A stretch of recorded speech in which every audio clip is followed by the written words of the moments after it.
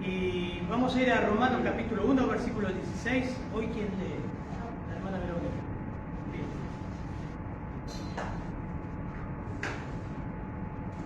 Me encanta este texto. Me encanta este texto porque es un resumen. Es un resumen de la teología paulina en Romanos.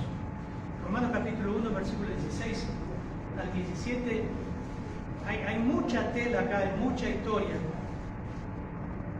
Está también todo lo que se basa en la doctrina de la Reforma, donde Lutero descubre ahí, no descubre nada, él ve en las Escrituras que justo por la fe vivirá, y la doctrina de la justificación que no era retributiva, sino que era imputada. Así que es un temazo. Pero yo escuchaba otras predicaciones de otros pastores excelentes. Siempre es lindo escuchar, me encanta escuchar predicaciones que tengan que ver con la salvación. Y él comenzó su predicación ilustrando una verdad que ustedes lo pueden ver en internet. En el 2014, en Toulouse, Francia, en el sur de Francia, no sé si lo escucharon esto, una familia estaba arreglando su casa por pérdida de agua. Llamaron a los plomeros y tuvieron que ir a un altillo o a un sótano, donde descubrieron.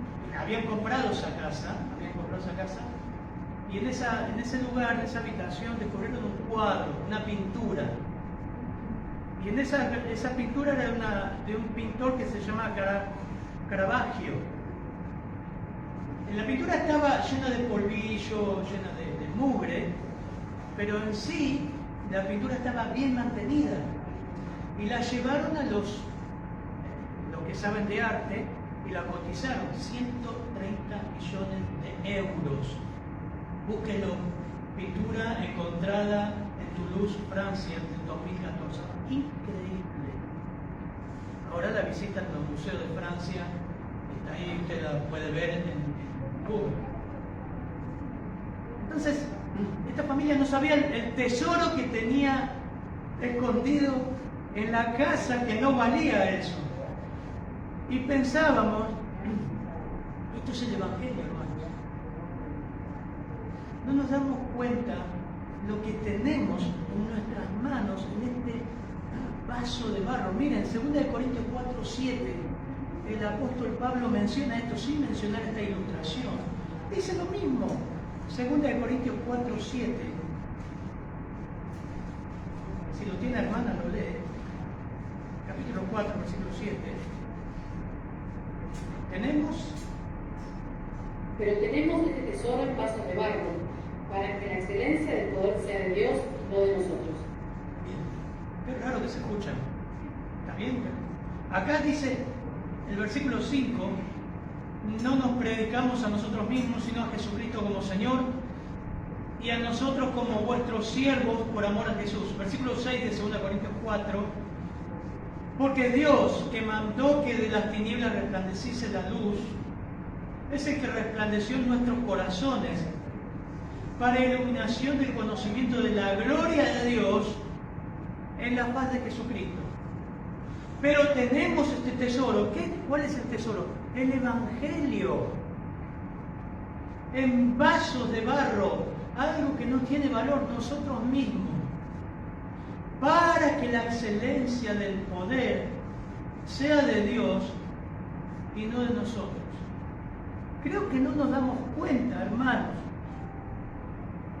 y creo que es una mañana, y a través de este texto podamos pedir perdón al Señor, que no nos damos cuenta de la importancia de lo que tenemos en nuestras manos, y así dejamos pasar oportunidades de hablar el Evangelio de Cristo. Dígame si no es verdad.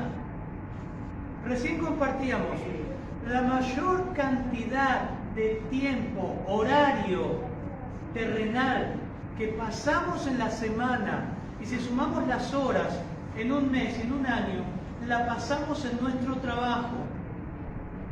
¿Cuánto de nuestro trabajo saben el Evangelio por nuestra boca? Díganme, piénselo.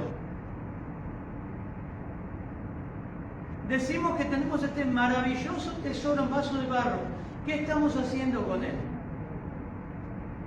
Tenemos oportunidades impresionantes. La pandemia es es una oportunidad de hablar de la muerte y de qué pasa después de la muerte. ¿Usted sabe eso? ¿Qué hacemos con eso? La gente misma te dice, hoy estaba, mañana no está, entró, tuvo 3 días por esta peste y murió. Cristianos mueren e incrédulos mueren. Cristianos cierran sus ojos y lo abren en la presencia de Cristo, pero los incrédulos no. Y yo creo que a veces, no me quiero adelantar, pero hablamos de tantas cosas políticas, del virus, de las variantes, de la vacuna, y no hablamos de Cristo. Es más, cristianos han volcado a hablar más de todo, ves su Facebook, sus redes, todo lo que es antivacuna y no predican el Evangelio. Se centraron en eso, se desviaron. No. Es una secta. Fueron arrastrados por esas falsas enseñanzas. Yo no defiendo ni las vacunas ni nada, hermano. Yo siempre les digo, hay que vacunarse, de toda fe. Pero Pablo está diciendo acá, miren hermano, yo me siento deudor. Versículo 14, capítulo 1 de Romanos. A griegos y a no griegos, a sabios y a no sabios, soy deudor. Así que en cuanto a mí, pronto estoy para anunciaros el Evangelio también a vosotros, los que estáis en Roma. Me siento deudor de cristianos, de judíos y no judíos. Pablo sentía el peso de la responsabilidad de lo que Dios había puesto en él. Y también lo llegó a expresar como una necesidad impuesta.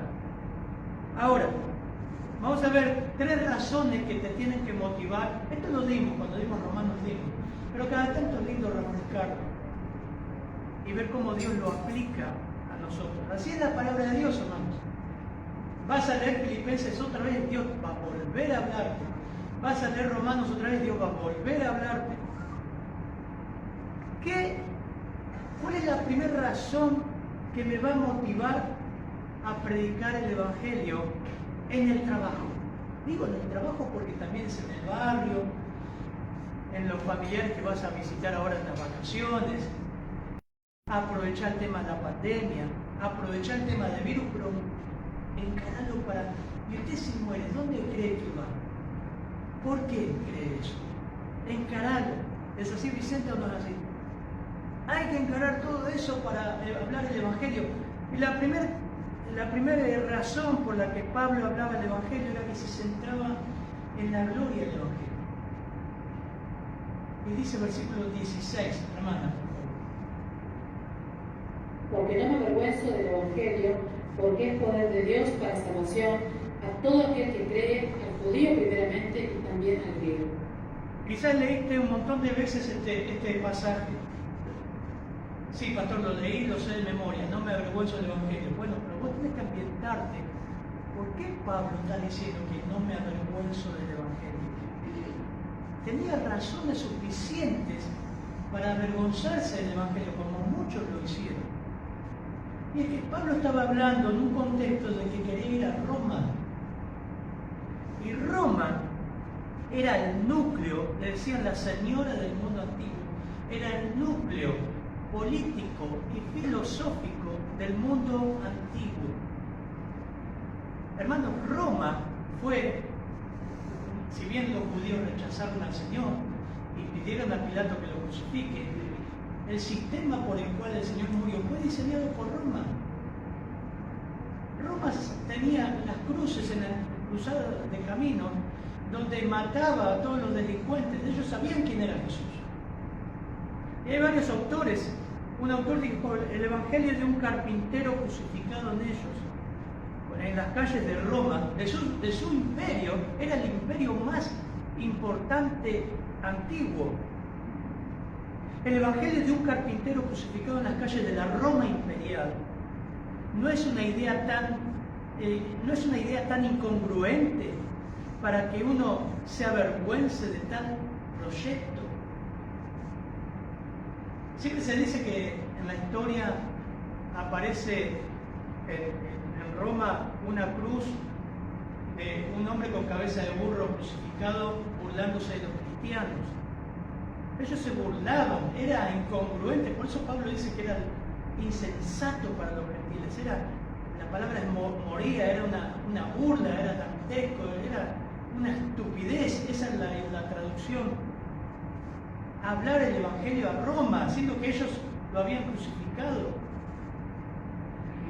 Crisóstomo, un historiador cristiano, dice: Pablo iba a Roma a predicar a Jesús, tenido por hijo del carpintero, criado en Judea, y en la casa de una mujer mala, porque lo había tenido sin José, sin custodia militar y sin el entorno de riquezas.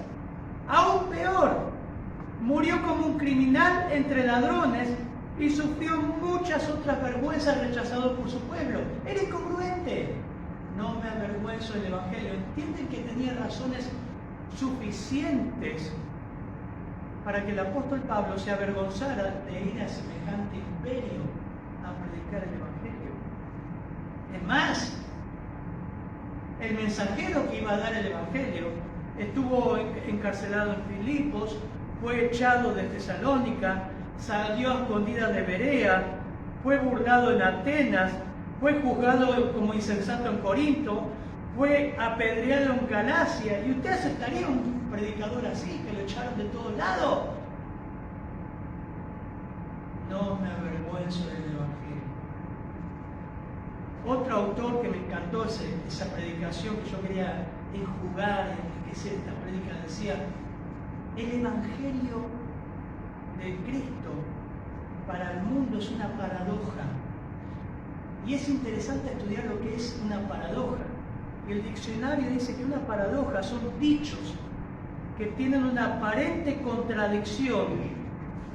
Es un dicho contradictorio, pero bíblicamente revela una verdad profunda. Y el Evangelio y la enseñanza de Cristo siempre fueron paradójicas. Por ejemplo, Juan 12, hermana, Juan 12, versículo 24 al 25. Son dichos que tienen una aparente contradicción, pero encierra una verdad profunda, espiritual. Y siempre se manejó el Señor por paradojas, y la cruz fue una paradoja, y el plan de Dios de salvación fue una paradoja. Miren Juan 12, 24 al 25, ¿qué nos dice? De cierto os digo, que si el grano de trigo no cae en la tierra y muere, queda solo, pero si muere, lleva mucho fruto. El que ama su vida la perderá, y el que aborrece su vida en este mundo, para vida eterna la guardará. El que ama su vida la perderá, y el que la pierde por causa de mí la ganará. Eso es paradoja. ¿Qué? Dar tu vida la ganarás. Es contradictorio. El grano debe morir para vivir. Y otro autor dijo: la paradoja de Dios es que solo Dios gana perdiendo. Solo Dios abre un manantial de vida muriendo.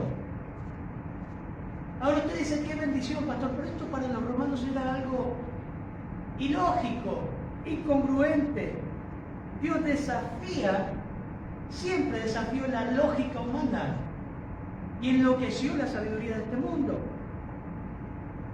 Por eso Pablo dice comúnmente que se mantenía ansioso de predicar el Evangelio en el núcleo del poder político de la historia antigua, Roma. Pablo llegó a decir en Filipenses capítulo 3, versículo 7: cuantas cosas eran para mí ganancia, las he estimado como basura por amor de Cristo. Me enorgullezco, me llena de gozo, está diciendo, no me avergüenzo, me enorgullezco, me llena de gozo tener la oportunidad de predicar el Evangelio. Y seguramente Roma era la cuna de muchísimos filósofos, ciudades como Atenas, Corinto, Éfeso, no en menor medida Roma. Los romanos, hermanos, estaban, cuando estudiamos la historia de Roma, se enorgullecían de su ejército, de su política, de su conquista, de su poderío. Pero Pablo iba a presentar algo superior a eso, que era el Evangelio. Cosa como vamos a ver en un momento en los efectos, un ejército humano no podía lograrlo. En 2 de Timoteo capítulo 2, versículo 10, yo lo tengo acá impreso, el apóstol Pablo dice: por tanto, todo lo soporto por amor de los escogidos, 2 de Timoteo 2:10, para que ellos también obtengan la salvación que es en Cristo Jesús con gloria eterna. Y esto me llama la atención. Palabra fiel es esta: si somos muertos con Él, también viviremos con Él. Paradójico, contradictorio. Si sufrimos, también reinaremos con Él. Si le negaremos, Él también nos negará. Si fuéramos infieles, Él permanece fiel. Él no puede negarse a sí mismo. Versículo 13. Pablo está diciendo ahí en Timoteo que si alguien le niega constantemente y no confiesa en Él, Él nos negará. No es algo. Así que lo que está diciendo es que una persona que realmente nació de nuevo va a hablar el Evangelio, va a confesar a Cristo. Romanos 10:8 dice: mas ¿qué dice? Cerca de ti está la palabra, en tu boca y en tu corazón. Y esta es la palabra de fe que predicamos. Que si confesares con tu boca que Jesús es el Señor constantemente y creyeres en tu corazón que Dios le levantó a los muertos, serás salvo. La palabra es homologeo, declarar, afirmar de manera enfática, prometer, confesar, adquirir, profesar, reconocer. Una evidencia de haber nacido de nuevo es que tenemos en alguna medida el peso por las personas que sean salvas. No importa el contexto, no importa dónde vayamos, vamos a orar y vamos a procurar que esa gente, esas personas sean salvas. Esa es la médula del cristiano. Eso es lo que debe partir el corazón del cristiano. No me avergüenzo del Evangelio. Marcos 8:34 dice: llamando a la gente y a sus discípulos les dijo el Señor: si alguno quiere venir en pos de mí, niéguese a sí mismo y tome su cruz y sígame. Porque todo el que quiera salvar su vida, acá está, la perderá. Y todo el que pierda su vida por causa de mí y del Evangelio, la salvará. Porque ¿qué recompensa dará el hombre si ganare todo el mundo y perdiere su alma? ¿O qué recompensa dará el hombre por su alma? Porque el que se avergonzare de mí y de mis palabras en esta generación adúltera y pecadora, el Hijo del Hombre se avergonzará también de él cuando venga en la gloria con su Padre y con sus ángeles. ¿Qué está diciendo ahí el Señor? Si es una característica de esta persona que dice ser creyente, pero nunca confiesa a Cristo y se avergüenza, bueno, algo nunca pasó. ¿Qué cosa es la salvación?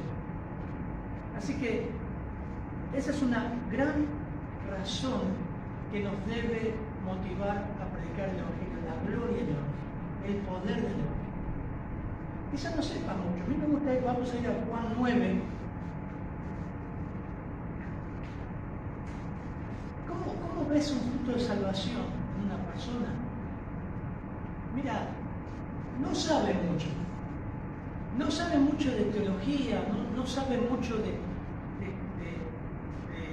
escatología, de soteriología, de angelología y de todas las doctrinas principales. Pero algo sabe, lo que dijo este ciego.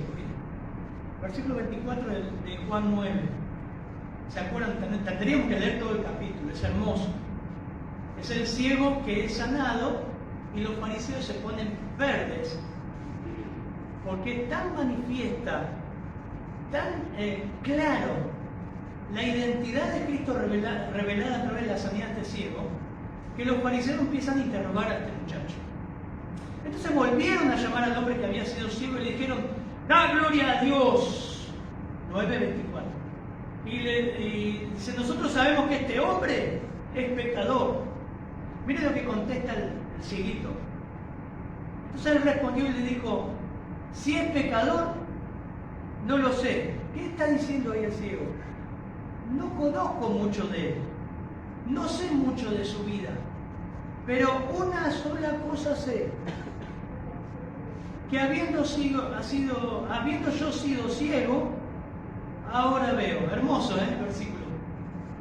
Una cosa sé, yo era ciego y ahora veo. Suficiente. Bueno, sigue, ¿no? Porque le volvieron a decir, esto una vez lo vimos en una cantata, lo personificaron, y ellos le dijeron, ¿qué te hizo? ¿Cómo te abrió los ojos? Él les dijo, yo os lo he dicho, y no han querido oír. ¿Por qué lo quieren otra vez oír? ¿Quieren ustedes ser sus discípulos? O sea, empezó a ser sarcástico. Le injuriaron. Y dijeron, tú eres su discípulo. No era su discípulo, porque no sabía mucho. Pero nosotros somos discípulos de Moisés. Nosotros sabemos que Dios ha hablado a Moisés, pero respecto a este, no sabemos de dónde sea. Respondió el hombre y le dijo, miren qué sabiduría, qué humildad, ¿no? Eso es lo maravilloso, que ustedes no sepan de dónde sea, y a mí me abrió los ojos. Y sabemos que Dios no oye a los pecadores, pero si alguno es temeroso de Dios y hace su voluntad, a ese oye. Desde el principio se ha oído decir que, desde el principio no se ha oído decir que alguno abriese los ojos a uno que nació ciego. Si éste no viniera de Dios, nada podría hacer. ¿Qué deducción? Respondieron y le dijeron, tú naciste del todo del pecado y nos enseñas a nosotros, y le expulsaron. Es para predicarlo. Pero el punto está que muchos no sabían. Pero una evidencia de haber querido Cristo es que con lo que tiene en mano habla. ¿Cuánto sabe usted de iglesia? ¿Cuánto sabe de las Escrituras? Y vuelvo a hacerte la pregunta. ¿Cuánto tiempo pasás con tus compañeros de empresa, oficina, escuela, fábrica, clientes, lo que sea? ¿Cuánto tiempo pasás? Mira si te sigo en tu vida. Con lo poco habla. Decime si esta semana un folleto yo. Si hablaste algo. Nada. Yo pedí perdón al Señor porque en este último cliente que tuve, como dice mi compañero de milicia, en la vorágine del trabajo terminé y cuando estaba sentado acá no le hablé. Terminé el trabajo y no le hablé de Cristo. Salían tantas cosas y no hablé. Trato siempre de encauzar las charlas para el Evangelio. Y ahora el calor, el trabajo, ¿no les pasa a ustedes? ¿No tenés un peso por eso? ¿No pensaste en una persona que pasaste la semana y dijiste, no le hablé nada? El efecto que produce. Pensá que compartir la gloria del Evangelio, eso te debe motivar. Lo que hizo el Señor, el efecto que produce. No me avergüenzo del Evangelio. ¿Por qué?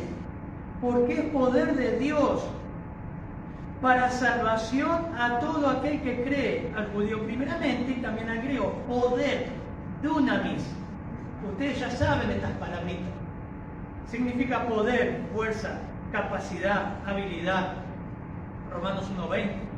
Porque las cosas invisibles de Él, su eterno poder, dunamis, y deidad, se hacen claramente visibles desde la creación del mundo, siendo entendidas por medio de las cosas hechas, de modo que no tienen excusa.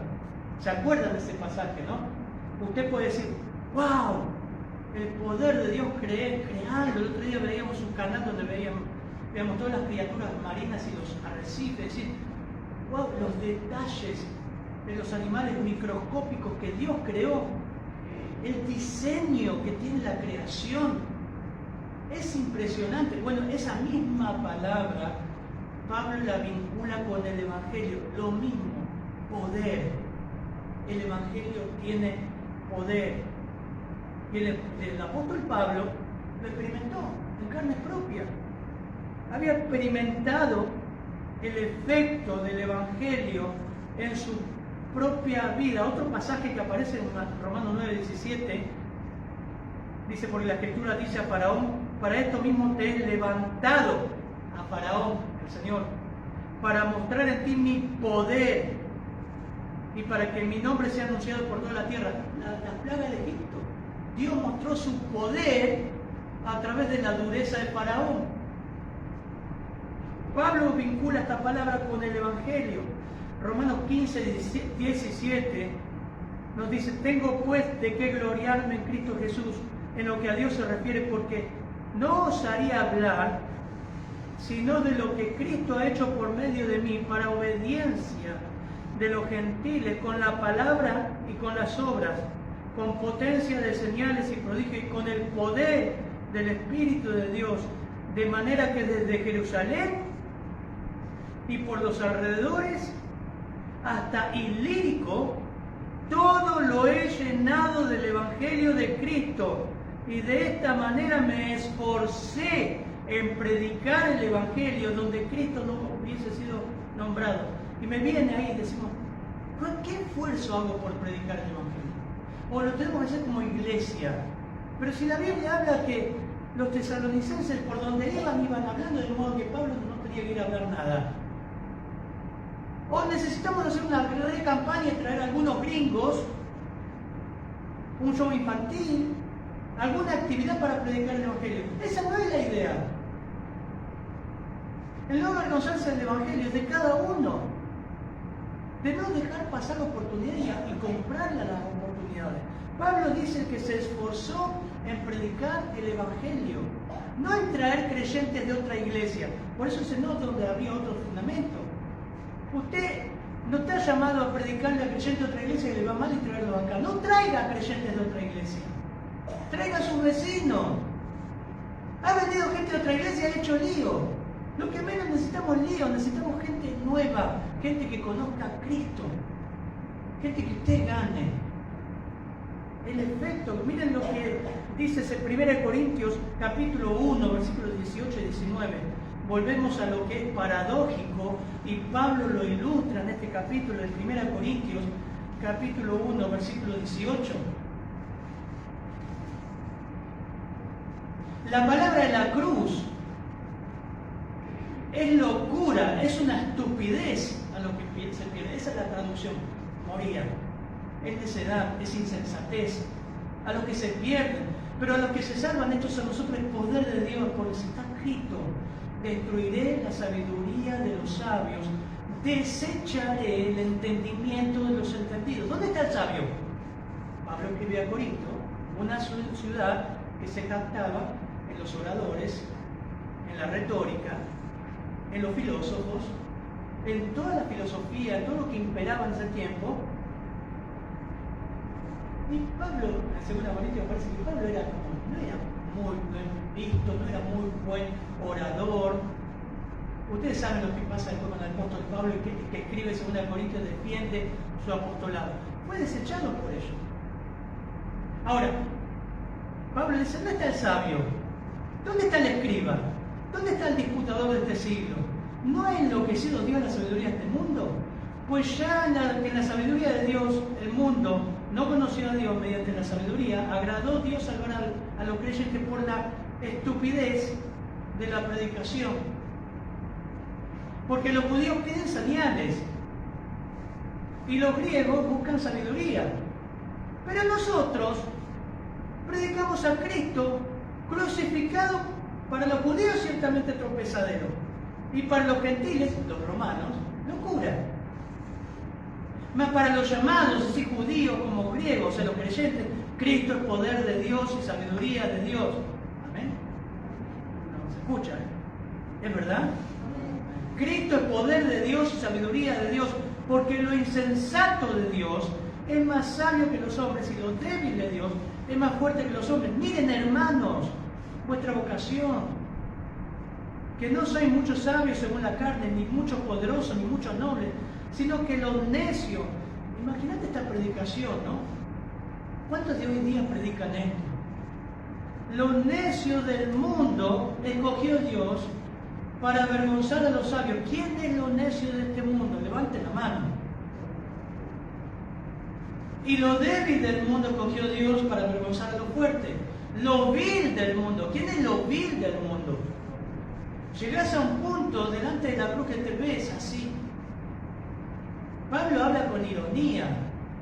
Utiliza todo lo que es la paradoja. Dice, y lo que no es para deshacer lo que es, a fin de que nadie se jacte en su presencia, mas por él estar en Cristo Jesús, el cual nos ha sido hecho por Dios sabiduría, justificación, santificación y redención, para que como está escrito, el que se gloríese en el Señor. Ese es el efecto del Evangelio y algunos efectos que muestran en las Escrituras. Roma, con el poder que caracterizaba al imperio, su jactancia que tenía, la sabiduría de sus filósofos. Ninguno de sus ejércitos ni ninguno de sus filósofos podría lograr, anoten esto, 10 efectos de la cruz en el creyente. 10 efectos. La primera, anótelo ahí. Culpa. Colosenses 1:12 dice que en quien tenemos redención por su sangre. 1:12 a 14. Y en quien tenemos el perdón de pecado. Cristo nos libera de la culpa, nos perdona los pecados. Bienaventurado aquel varón cuya transgresión ha sido perdonada. Ningún ejército, ningún partido político puede perdonar tu pecado. Nos libera de la esclavitud del pecado. Romanos 6, versículos 17 al 19. Gracias a Dios que aunque eran esclavos del pecado, han obedecido de corazón aquella forma de doctrina a la cual fuisteis entregados. Libertados del pecado viniste a ser esclavos de la justicia. Castigo. El Señor nos liberó del castigo. Estábamos alienados con Dios. Estábamos sin Cristo, alejados de la ciudadanía de Israel, ajenos a los pactos de la promesa, sin esperanza y sin Dios en el mundo. Así estábamos. Eso leí Efesios 2:12. Nos liberó de la ira propia de Dios, entre los cuales también nosotros que vivimos en otro tiempo en los deseos de nuestra carne, haciendo la voluntad de nuestra carne y los pensamientos, éramos por naturaleza hijos de ira, lo mismo que todos los demás. Nos liberó de la muerte eterna.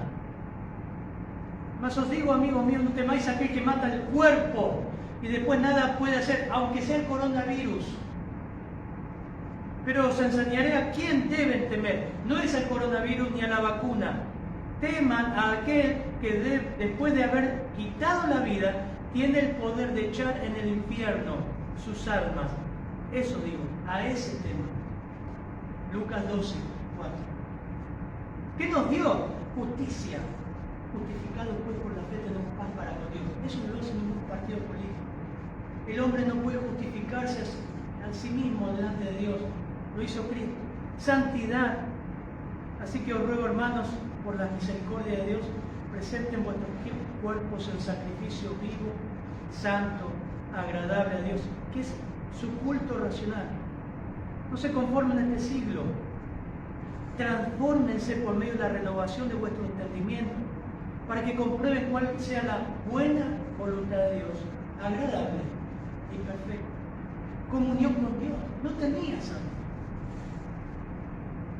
Pero ahora en Cristo Jesús, ustedes que en otro tiempo estaban lejos, han sido hechos cercanos por la sangre de Cristo.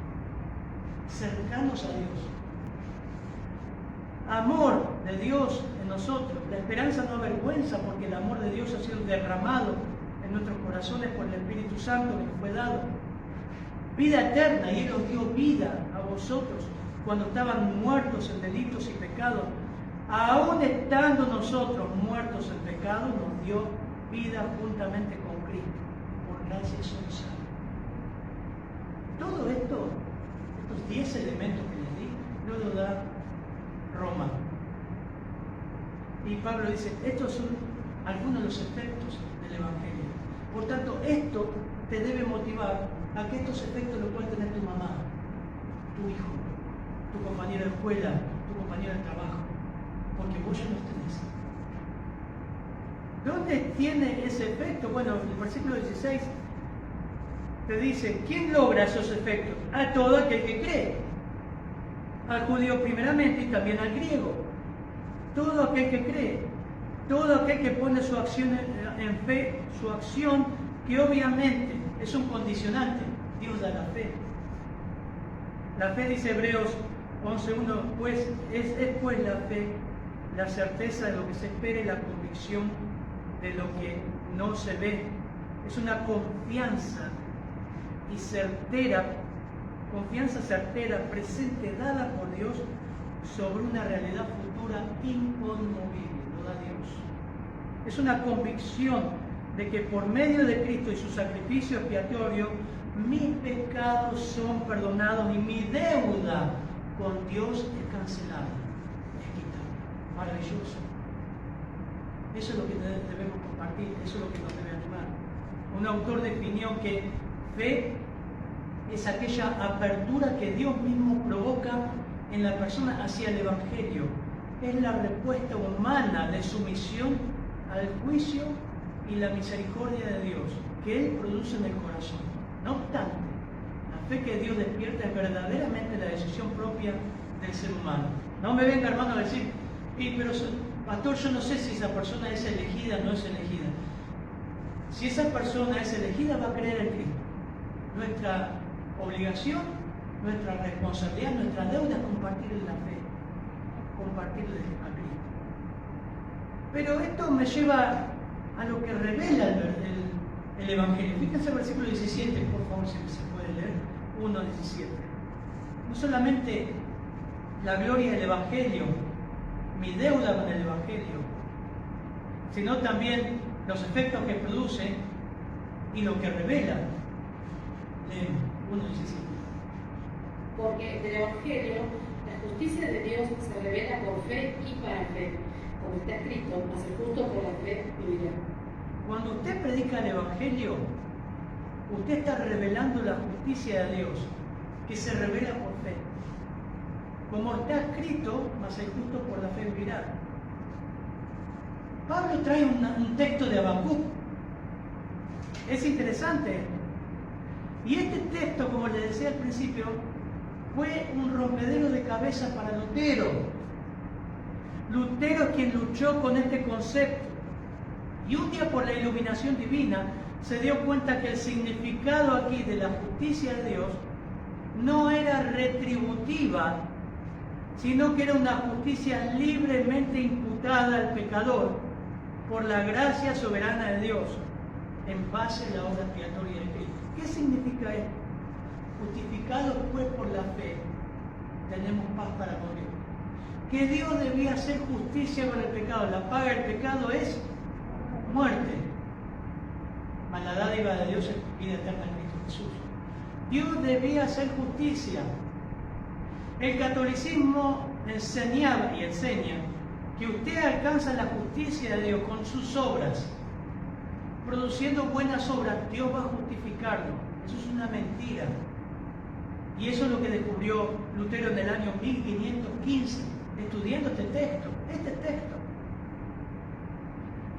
Dios, viendo que nadie de nosotros nos podíamos justificar delante del juez justo, el pecado debía ser ejecutado. Y el pecado incluye al pecador. El pecador debía ser muerto por causa del pecado. Un juez, con alguien que comete un delito, debe ejecutar justicia. ¿Qué es lo que pedimos con una persona un delincuente? Justicia. Que el juez dicte justicia, que vaya a la cárcel. La Biblia dice que espiritualmente todos nosotros, usted que está viendo esta predicación por primera vez, todos nosotros pecamos. Todos, por cuanto todos pecaron, estamos destituidos de la gloria de Dios. La justicia de Dios es llevarnos al infierno. Todos estamos condenados. No hay justo ni aun uno, y la paga del pecado es muerte. ¿Cómo ejecutó justicia a Dios? Bueno, ninguno de nosotros podíamos salvarnos a nosotros mismos. Éramos impotentes delante de Dios. Dios manda a su Hijo. Vivió una vida digna. Vivió una vida sin pecado, era el Cordero sin mancha, inmolado desde la eternidad. Mata a su Hijo en la cruz, donde carga en Él todos los pecados nuestros y ejecuta justicia. Por eso el Señor dijo: Padre, ¿por qué me has desamparado? Por eso la justicia de Dios significa la decisión de un juez justo que dice, declara a alguien inocente. Es el martillazo de un juez que dice inocente. Eso es justicia. Nuestra justicia cayó sobre Cristo, nuestra condenación fue sobre Cristo. Por su llaga fuimos nosotros curados. Quise hacerlo más gráfico para explicarte lo que es la justificación. Es un Dios santo declarando un vil pecador justo, paradójico, incongruente, ilógico. Ese pecador debía morir, pero alguien murió en su lugar. Así que ese es el sentido de la justicia de Dios. Pablo está hablando de manera que, en una manera que llega, Pablo está hablando de la manera en que una persona llega a ser justo. Esto es por la fe, y asegurándonos que es aquel que ha sido hecho justo y vivirá de manera justa. Por eso Romanos 5:1, hermano, si lo puede leer nuevamente, aunque lo dije de memoria. Romanos 5:1. Ya en el 4:22 ahora le dice, mire, por lo cual también su fe le fue contada por justicia, no solamente con respecto a él se escribió que le fue contada, sino también con respecto a nosotros, a quienes ha de ser contada. Esto es, a los que creemos en el que levantó de los muertos a nuestro Señor, el cual fue entregado por nuestras transgresiones y resucitado para nuestra justificación. Romanos 5:1. Justificados pues por la fe, tenemos paz para con Dios por medio de nuestro Señor Jesucristo. Esta expresión hace hincapié en que la fe verdadera no es un suceso aislado, sino que es una manera de vivir, algo que perdura hasta el fin, de lo que llamamos la perseverancia de los santos. El justo por la fe vivirá, esa persona que alcanzó la justicia de Dios. Los efectos del Evangelio. Es hermoso, hermano. Yo no sé si te afectó de alguna manera el Evangelio a tu vida, si te avergonzaste esta semana de compartirlo. Creo que ahí es un punto donde debemos pedir perdón al Señor y decir, ¿cuánto tiempo pierdo en no hablar el Evangelio? ¿Cuánta gente pasa a nuestro alrededor? ¿Te cambió el Evangelio? ¿Vivís el Evangelio que decís que crees y predicar? Hay una definición que dice, es un acto legal instantáneo de parte de Dios mediante el cual Él declara que nuestros pecados están perdonados por siempre y que la justicia de Cristo nos pertenece, nos declara justo ante sus ojos. Qué tremendo, qué tremendo. Vamos a orar, hermanos. Espero que te pueda animar a predicar el Evangelio esta semana, a revelar la justicia de Dios, abriendo la boca, declarando lo que es el Evangelio, de la forma más sencilla que tengas. Hablar a un niño, a un abuelo, a un compañero de trabajo, lo que es el Evangelio. Mira, no sé mucho, pero te puedo decir que Cristo perdonó mi pecado, murió por mí. Yo tendría que estar en el infierno, pero Él murió por mí, y eso creí, eso significa fe. Confié y me entregué al Señor. ¿Qué cosa? No porque me sanó, porque me dio un objetivo de vida, sino porque perdonó mi pecado. Hoy sin parto, sé dónde voy. ¿Usted dónde va? Padre, gracias por tus palabras, Señor. Que podamos repasar estos principios, estas verdades tan importantes en nuestra vida. Tenemos este tesoro en vasos de barro, Señor. Queremos ser fieles a Él. Queremos, Señor, realmente hablar, no dejar de hablar. Si no tenemos un folleto, orar por la persona y de alguna forma, Señor, llevarlo a ti. En tu nombre, Señor, te pedimos que nos perdones, Señor, porque muchas veces cerramos nuestra boca y nuestro corazón ante personas que van rumbo al infierno, Señor. Sabemos que una forma de alabarte es confesar, nuestros labios confesar tu nombre, Señor. Te damos gracias en tu nombre.